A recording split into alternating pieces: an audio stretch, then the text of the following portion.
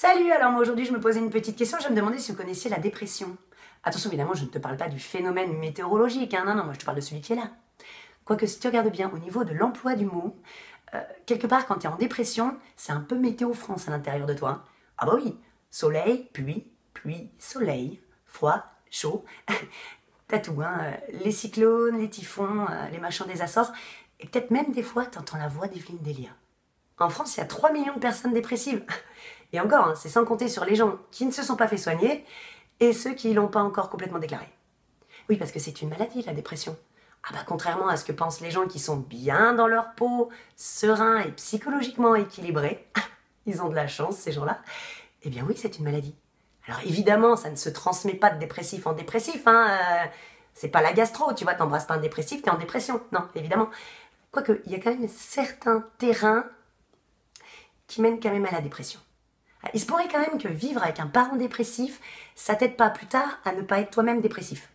C'est pas que ce soit génétique, hein, évidemment, loin de là. Mais il faut pas être Françoise Dolto pour comprendre que l'environnement d'un dépressif n'est pas ce qu'il y a de mieux pour la construction d'un enfant. Non, parce que là, au niveau des fondations du gosse, hein, là, t'es pas sur du béton, non. Non, là, tu lui files de la pâte à modeler, du bois de cagette. Hein. T'étonnes pas si plus tard il se casse la gueule non plus. Alors imagine-toi, t'as 9 ans, et ta mère, c'est ça. C'est pour maman ce dessin, mon amour. Il est magnifique. C'est le plus beau dessin que j'ai jamais vu. Si ça me fait plaisir, mon cœur, maman ne pleure pas. Non, c'est pas ta faute, tu sais, maman. Maman, la maladie qui rend triste, tu sais. Non, c'est pas toi, mon cœur. Toi, t'es la plus belle chose qui me soit jamais arrivée dans ma vie. Si t'étais pas là, maman, elle serait pas là non plus, tu sais. Je t'aime, mon cœur, c'est pas toi. Oui, alors là, c'est le dépressif lambda à tendance « je suis une merde ». Impact sur l'enfant, peur, panique de perdre sa mère, peur, panique de décevoir sa mère. Il va te construire avec ça aussi, tiens. C'est pour maman ce dessin? T'es pas sérieuse? Non, parce que soit il est moche, soit il est pas terminé. Non, sincèrement, je veux dire, tu ne sais pas dessiner, ma chérie, c'est pas possible. Tu n'es pas capable, hein. De toute façon, tu ne sais rien faire de tes 10 doigts. C'est pas nouveau. Non, je sais pas, des fois, je me demande ce que j'ai fait au bon Dieu pour mériter un enfant pareil, hein. Oui, alors ça, c'est plutôt le dépressif vampirique, c'est-à-dire que quand lui ne va pas bien, il veut que les autres aillent mal également. Et là, au niveau de l'impact sur l'enfant, je pense que je ne te fais pas un dessin. Évidemment, il y a d'autres facteurs que les parents. Tous les dépressifs n'ont pas des parents dépressifs, bien sûr. Il peut y avoir un deuil, une séparation, un licenciement. Alors évidemment, ce n'est pas au claquement de doigts d'un événement que d'un coup on devient dépressif. Non, ça fait quand même des années que c'est sous-jacent, des années qu'on se trimballe des casseroles, mais qu'on se dit que tout va bien. Et puis un jour, en fait, notre période d'incubation est passée, et au moindre événement, on fait le popcorn, on explose. Généralement, il y a 2 causes à la dépression, hein, soit interne, soit environnementale. Bon, pour l'interne, un résumé rapide, je suis une merde, je n'ai pas confiance en moi, évidemment, je suis bonne à rien. Oh, merci maman, évidemment. Et environnemental, qu'est-ce que c'est? Eh bien, c'est la société qui te demande toujours plus, c'est ton travail qui t'obsède, un patron qui est tout le temps sur toi. T'es stressé, c'est la vie, il faut gagner de l'argent, t'as pas assez pour payer ton loyer, tout ça mis à bout. Popcorn, encore une fois. Il y a quand même un truc qui est pas cool avec la dépression, faites un effort les dépressifs, merde. C'est pour les autres. Bah oui, quoi, tu crois quoi? Qu'on a envie d'appeler ou qu'on a envie d'inviter des gens comme ça, qui ont perdu le sourire, qui ont même plus envie de manger, qui ont même plus envie de parler, des fois. Non, vraiment. Faites un effort, hein, parce que nous, les gens qui vont bien, on va pas en faire pour vous. Hein. Bah non, tu penses. La dépression fait partie des maladies qui vont te prouver si tu as réellement des amis. Et pourtant, elle n'est pas contagieuse. Alors que quand tu as une grippe, hein, tu pourrais la refiler à tout le monde, mais tu as quand même un petit pote sympa pour t'amener une soupe au poulet. T'as rien demandé. Et quand tu es dépressif, no man's land. Ça va, je vais pas vous la filer. Hein. Vous pouvez venir. Vous pouvez m'appeler aussi. Un SMS. Je sais pas. Pas contagieux, attention. Parce que quand tu veux aider quelqu'un qui va mal, il faut faire attention à ce que toi, quelque part, tu sois blindé face au mal-être de l'autre. Parce que si tu es quelqu'un qui fait preuve d'énormément d'empathie, tu risques par son mal-être de faire ressortir le tien. T'as compris ou pas? Il y a une erreur qu'on fait souvent quand on veut aider un dépressif, bon ça c'est pas notre faute, c'est qu'on pense que le brosser dans le sens du poil ou lui parler de ses problèmes va faire qu'il ira mieux. Faux, erreur, je t'arrête de suite. Non, pour ses problèmes, il a un psy. Enfin, j'espère pour lui. Parce que c'est une vraie maladie, la dépression. Il a besoin d'un professionnel à qui en parler. Nous, on va faire de la merde.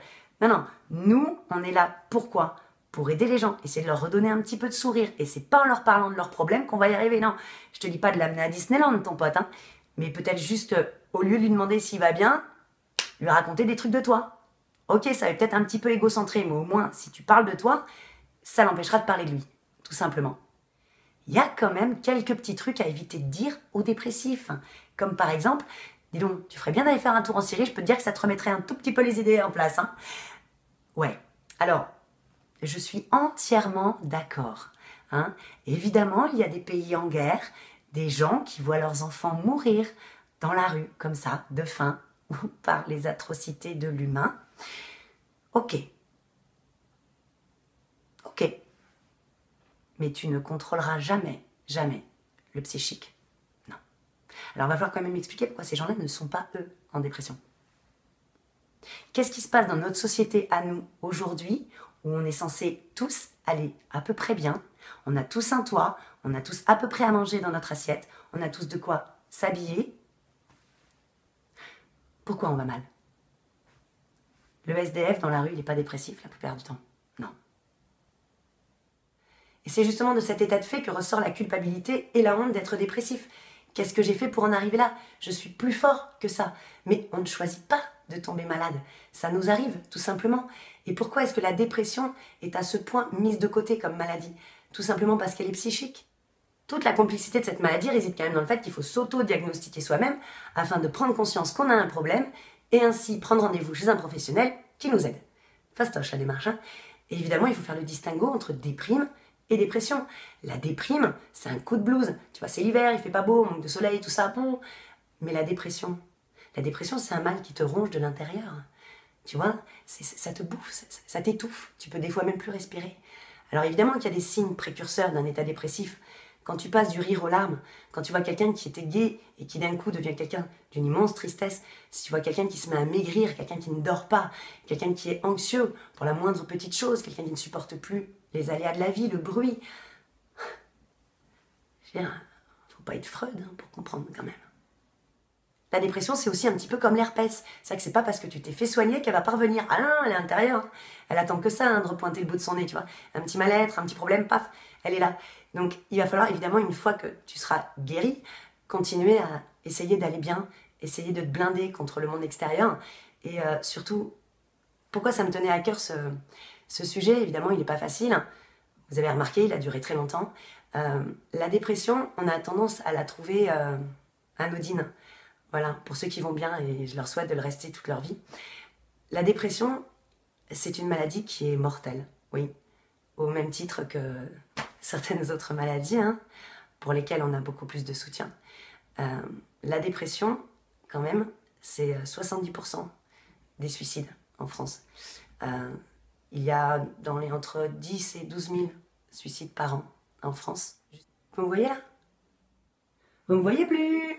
Tadam! Et voilà, je suis revenue. Mais enfin bon, là, c'est les joies du montage. Évidemment, dans la vraie vie, ça ne se passe pas comme ça.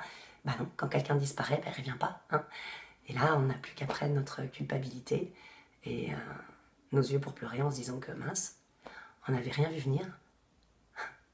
C'est con.